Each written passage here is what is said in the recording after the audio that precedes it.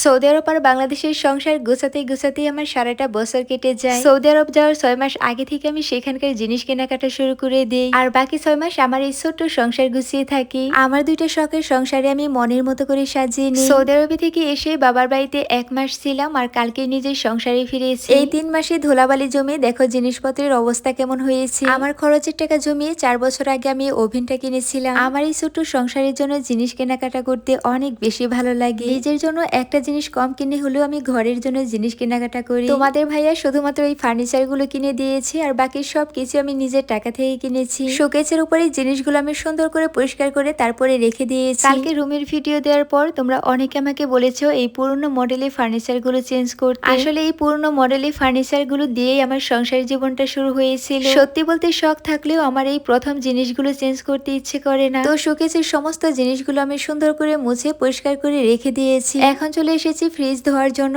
যাওয়ার সময় ফ্রিজটা আমি অফ করে গিয়েছিলাম। আসলে যাওয়ার সময় আমাকে একা একাই সবকিছু করতে হয়েছিল, সেই জন্য এই জিনিসগুলো ভালো করে রেখে যেতে পারিনি, আর সেই জন্য আমার এই জিনিসগুলো একদমই নোংরা হয়ে গিয়েছে। যাই হোক, ফ্রিজটা আমি সুন্দর করে ধুয়ে তারপরে বক্সগুলো শুকিয়ে নিয়েছি। এরপরে সবকিছু সেট করে নিয়েছি। এখন বাহিরের অংশটাও সুন্দর করে মুছে নিলাম। সবকিছু রেখে বাজারে চলে যাচ্ছি আমার প্রয়োজনীয় কিছু জিনিস কেনাকাটা করতে। বাজারে এসে সবার আগে আমি একটা মুরগি কিনে নিলাম। এরপরে চলে গিয়েছিলাম একটা মুদি দোকানে। এখান থেকে আমার প্রয়োজনীয় জিনিসপত্র কিনে মিনির জন্য কিছু খাবারের জিনিসপত্র কিনতে এসেছি। এখান থেকে সবগুলো আইটেমে আমি একটা একটা করে নিয়ে নিলাম। আর এই খাবারগুলো মিনি আর মিনির বাচ্চা খেতে অনেক বেশি পছন্দ করে। আমার সবকিছু জিনিস কেনাকাটা শেষ হয়ে গিয়েছিল, কিন্তু রুম পরিষ্কার করার জিনিসটাই ভুলে গিয়েছিলাম। তো এইটাও কিনে নিয়েছি। এখন সবকিছু নিয়ে বাসায় চলে এসেছি। বাসায় এসে ফার্স্টে আমি মুরগিটা কাটতে বসে গিয়েছি। যেহেতু আরো অনেক কাজ করতে হবে, সেজন্য আগে এইগুলো কেটে ধুয়ে পরিষ্কার করে রেখে দেব। দোকান থেকে শুধুমাত্র আমি চামড়া ছাড়িয়ে নিয়ে এসেছিলাম, আর বাসায় এসে সবকিছু কেটে নিয়েছি। আজকে যতগুলো রান্না করব সেগুলো আমি রেখে দিয়েছি, আর বাকি সবগুলো আমি ফ্রিজে রেখে দেব। মুরগির মাংসগুলো আমি জিপার ব্যাগের মধ্যে ভরে নিয়েছি। এখন একটা একটা করে সবগুলাই ফ্রিজে রেখে দেব।